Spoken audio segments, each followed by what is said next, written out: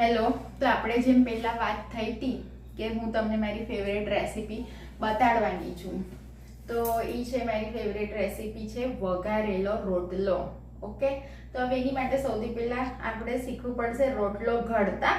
તો હું તમને રોટલો ઘડતા શીખવાડીશ અને પછી આ રોટલો બની જાય એટલે આપણે એને 2 થી 3 કલાક એમને રાખી મૂકશું, વઘારશું 3 કલાક પછી. કારણ કે જો તમે તરત જ વઘારી લેશો તો બધું એકદમ ખીચડી જેવું સોગી સોગી થઈ જશે. એટલે હું કાયમ એવું કરું છું કે 3 કલાક પહેલા હું રોટલો બનાવી દઉં, વઘારું એના 3 કલાક પછી. ઓકે, તો આ જ છે મારી ફેવરેટ રેસીપી વઘારેલો રોટલો, અથવા તો બાજરાનો રોટલો ને ઓળો, રીંગણાનો ઓળો, આ બે જ મારા ફેવરેટ છે. તો હું બતાડું છું વઘારેલો રોટલો. અને એઝ ઇટ ઇઝ વિન્ટર એટલે સેકન્ડલી કે જે રીતે હું આ વઘારેલો રોટલો બનાવું છું, ઘડું છું ને, એ જ મેથડથી તમે જુવારનો રોટલો ઘડી શકો. પણ જુવારના રોટલામાં ઘડતી વખતે તમારે 9 સેકું પાણી લેવું પડે અને આ બાજરીના રોટલાની ઘડતી વખતે તમારે નોર્મલ પાણી આપણું. હવે જો રોટલો તમે લોટ એનો મસળો એ પહેલા જ તમારે શું કરવાનું છે કે આ લોઢી હોય ને, માટીની લોઢી, એને છે ને તપાવા મૂકી દેવાની. રોટલો તો જ સારો બને જો તમારી આજે આ લોઢી છે માટીની લોઢી એ ખૂબ તપી હોય ને તો જ. બરાબર. હવે મેં એને હાઈ ફ્લેમ પર તપાવા મૂકી દીધું છે અને આ રોટલો જે છે હું બનાવું છું એક બાજરીનો રોટલો તો જ સારો બનશે જો તમે એને ખૂબ મસળશો. બાંધતી વખતે છે ને આને થોડુંક બીજા બધા લોટની જેમ બાંધીને મૂકી નહીં દેવાનું, એને છે ને બાંધતી વખતે બહુ જ મસળવો પડે તો જ રોટલો ફૂલશે. જોયું, મેં મીઠું સ્વાદ અનુસાર નાખી દીધું છે. બરાબર. હવે જો હું આ કેવું મસળું છું એવી રીતે તમારે છે ને એને મસળવું પડશે.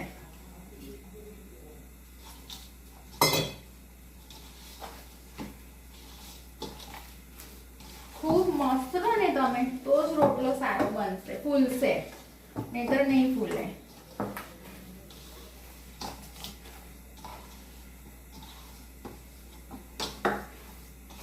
જો આ મારો રોટલાનો આ ડો તો તૈયાર થઈ ગયો છે, રાઈટ. પણ હું આને હવે મસળીશ થોડીક વાર માટે, 2-3 મિનિટ.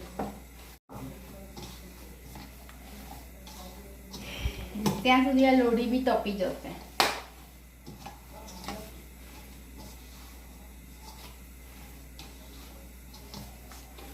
બહુ જ મસ્ત થઈ ગયું છે. બાજરીનો લોટ ઘડવા પહેલા છે ને આ બાજરીનો રોટલો ઘડવા પહેલા બાજરીનો લોટ આવી રીતે અહીંયા સ્પ્રેડ કરી દઉં છું. આ લોઢી હજી મારી તપી નથી એટલે આપણે 2 મિનિટ રાહ જોવી પડશે, પછી રોટલો ઘડીશ. જો હવે છે ને આ લોઢી જો તપી ગઈ છે, તમને દેખાય છે ને ગરમ ધુમાડા નીકળે છે. તો હવે હું આ રોટલો ઘડી દઉં છું.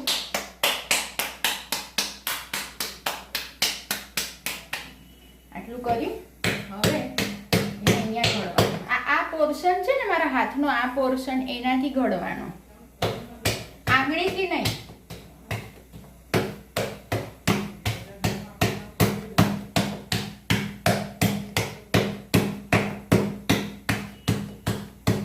અને એની કિનાર ઘડવાની, વચ્ચે વચ્ચે નહીં ઘડવાનું, નહીં તો વચ્ચેથી પતલો થઈ જશે અને કિનાર જાડી થઈ જશે. હવે જો એને આમ ઉલટો કરી દેવાનો, રાઈટ. અને પછી અહીંયા પ્લેસ કરી દીધો, ઉલટો પ્લેસ કરવાનો. ફ્લેમ હાઈ જ રાખવાની છે, લો નહીં. હાઈ ફ્લેમ પર જ આને કરવાનું. મારી મમ્મી આનાથી થોડા નાના ઘડે છે, મારાથી થોડો મોટો ઘડાઈ ગયો છે. જો 2 જ મિનિટ થઈ ગઈ છે, આપણે એને ઉલટાવાનો છે, રાઈટ. અને એકદમ પેશન્સલી એને ઉલટાવાનો, નહીં તો પછી છે ને વચ્ચે તૂટી જાય. થઈ ગયું. ઓકે, હવે આને અહીંયા 2-3 મિનિટ રાખશું.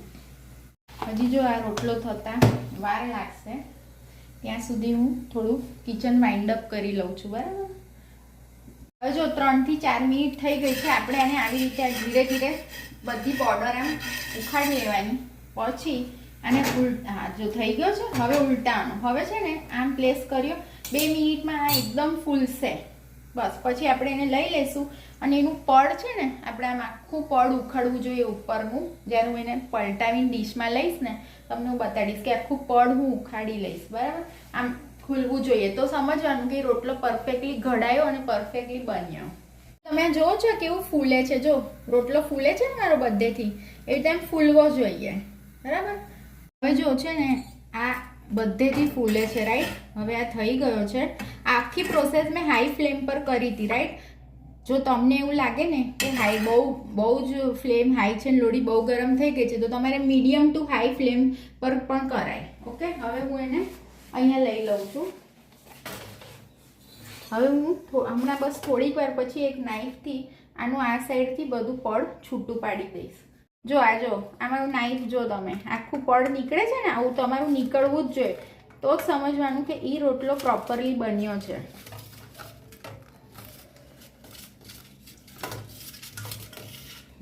હવે જો તમે આ મારું તમે જુઓ છો ને આવું પડ આખું નીકળી ગયું છે, રાઈટ. હવે આપણે અહીંયા આને ઘી લગાડી દેવાનું અને આને કવર કરી દઉં છું, બરાબર. હવે આપણે મળશું સાંજના, અત્યારે વાગ્યા છે 3, મળશું સાંજના 6 વાગે. આ રોટલો વઘારશું અને પછી ખાશું. મારી favourite recipe. Yes, please do like, share and subscribe my recipes and whatever. I mean, sometimes I put legal stuff on my channel. Sometimes I put my mom's hobby and passion, that is her hand embroidery work, and I put my recipes as well. So please do like, share and subscribe my channel, please. ચલો તો હવે છે ને 3 કલાક થઈ ગયા છે, તો 3 કલાક પછી આપણે હવે આ રોટલાને વઘારી લેશું. એની માટે છે ને તમે પેલા ઇન્ગ્રેડિયન્ટ્સ જોઈ લો, કયા કયા ઇન્ગ્રેડિયન્ટ્સ જોશે, બરાબર. સૌથી પહેલા તો જોશે તેલ જોશે. મારે તો એક જ રોટલો વઘારવાનો છે કારણ કે જમવામાં હું એક જ છું, બરાબર. તો 3-4 ચમચી તેલ જોશે, બરાબર. તેલ પછી તમારે નાખવાનું છે 1 ચમચી રઈ, પછી નાખવાની છે 1 ચમચી સફેદ તલ, પછી 1 ચમચી જીરું નાખજો, હિંગ નાખજો. પછી તમે નાખજો આ છે લસણ અને આદુની પેસ્ટ. લસણ લીધી છે મેં 7-8 કળી અને આદુનો એક અડધો એવો પીસ લઈને મેં મિક્સરમાં ક્રશ કરી લીધું. પછી આ છે ને લસણ અને કાશ્મીરી લાલ મરચાંની ભીની પેસ્ટ છે 1 ચમચી, એ આમાં નાખવાની છે. આ બે નાખી દીધા પછી આમાં એક મોટો કાંદો ચોપ કર્યો છે, એ સાતળવાનો. એ સતળાઈ જાય ને પછી આપણે નાખવાની 1 ચમચી લાલ મરચું પાવડર અને 1/2 ચમચી હળદર. પછી મીઠું સ્વાદ અનુસાર. પછી છે ને આ ક્વોન્ટિટી તમારે જોવાની. પછી તમારે જોવાનું કે હવે કેટલી ક્વોન્ટિટી થઈ અંદર. પછી એનું હાફ પ્રપોર્શનનું તમારે આવું જામેલું દહીં લેવાનું, અંદર નાખવાનું, બરાબર. અને આ દહીં નખાઈ જાય ને પછી તમારે હમણાં હું આને છે ને રોટલાને કાતરથી પીસીસમાં કટ કરીશ એટલે ઇક્વલ પીસ થઈ જાય. પછી રોટલો નાખવાનો. પછી બધું પ્રોપરલી 5-1 મિનિટ ચડી જાય પછી છેલ્લે ટમેટા નાખવાના. પછી 5-1 મિનિટ રાખશું. પછી આવી રીતે મેં લીધા છે 2 ટમેટા, છેલ્લે 2 ટમેટા નાખશું. પછી 5 મિનિટ રાખવાના છે અને ચડવા દેશું. પછી છે ને સ્પ્રિંગ ઓનિયન પણ નાખવાના છે, પણ મને સ્પ્રિંગ ઓનિયન અને આ બી ઓનિયન બે નથી ભાવતું, પણ તમે ચાહો તો પછી 1-2 ચમચી સ્પ્રિંગ ઓનિયન નાખી શકો. અને છેલ્લે કોથમીર નાખવાની. ઓકે, 1-2 ચમચી. તો હવે હું લઈ લઉં છું તેલ.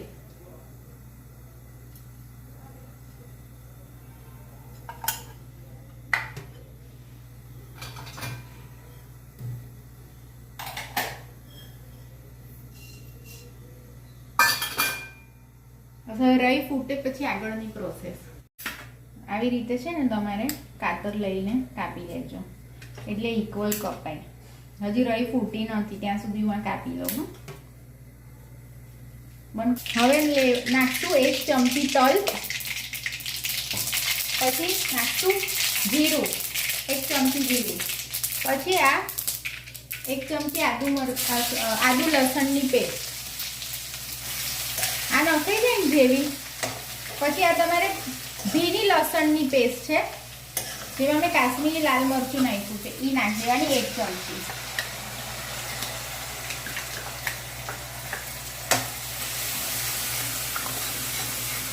હવે આ બધું સતળાઈ ગયું.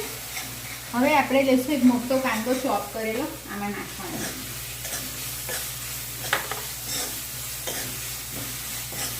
બસ હવે આને 5 મિનિટ સોટે થવા દો, પછી મળીએ આપણે. હવે કાંદા સતળાય છે ત્યાં સુધી મેં જો આ પીસીસ કરી લીધા છે, બરાબર. રોટલાને સીઝરથી કરી લીધા. જો 5 મિનિટ થઈ ગઈ છે, કાંદા સતળાઈ ગયા છે. આ મમ્મી અંદર કેમેરો. પછી આપણે નાખશું કાશ્મીરી લાલ મરચાંની પેસ્ટ 2 ચમચી. પછી આપણે નાખવાનું 1 ચમચી આ લાલ મરચું પાવડર અને અડધી ચમચી હળદર અને સ્વાદ અનુસાર મીઠું. તમારો રોટલા તમે જેટલા બનાવ્યા હોય એ પ્રમાણે તમે એમ નાખી શકો. હવે આ બધું હું થોડુંક મસાલાને 1-2 મિનિટ કૂક કરી લઉં. પછી આપણે આમાં આગળ બતાડું તમને. હિંગ તમને બતાડવાની રહી ગઈ હતી તો હું પાછળથી નાખું છું. તેલમાં નાખવાની ભૂલી ગઈ છું. ઓકે, તો અત્યારે નાખી દીધી. તમારે શું જોવાનું, આ કેટલી ક્વોન્ટિટી છે અત્યારે, એનું હાફ કડ લેવાનું, એનું હાફ પોર્શન કડ.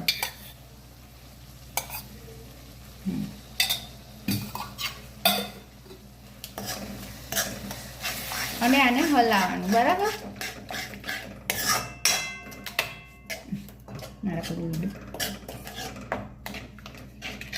જો 2 મિનિટ થઈ ગઈ. દહીં નાખ્યા પછી આપણે 2 મિનિટ થઈ ગઈ છે.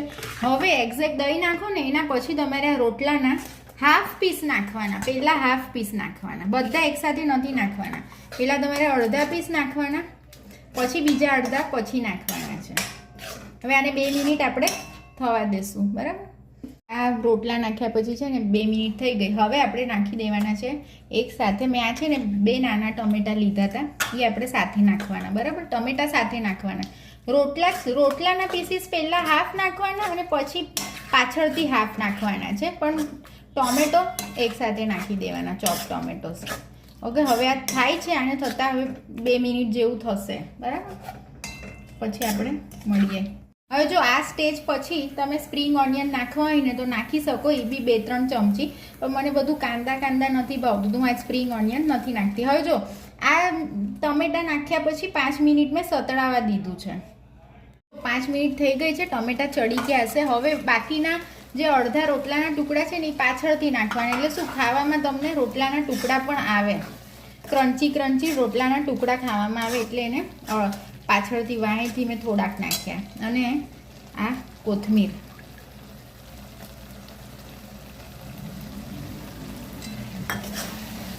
મિનિટ થઈ ગઈ છે, તમે જોઈ શકો છો ને તેલ છૂટું પડી ગયું છે. તો હવે આપણે આને સર્વિંગ પ્લેટમાં લઈ લઈએ. ઓકે, ચલો ફ્લેમ ઓફ કરું છું અને હું એને સર્વિંગ પ્લેટમાં લઈ લઉં છું. ચલો હવે આપણું સર્વિંગ કરીએ. આજે મેં તાંબાની ડીશ લીધી છે, કેમ કે આખું દેશી ભોજન છે, તો પછી ડીશ બી એ જ લેવી જોઈએ. આ થઈ ગયું. હવે હું તમને ચાખીને કહું કેવું છે, તો ચાખી લો કેવું છે. ઓકે,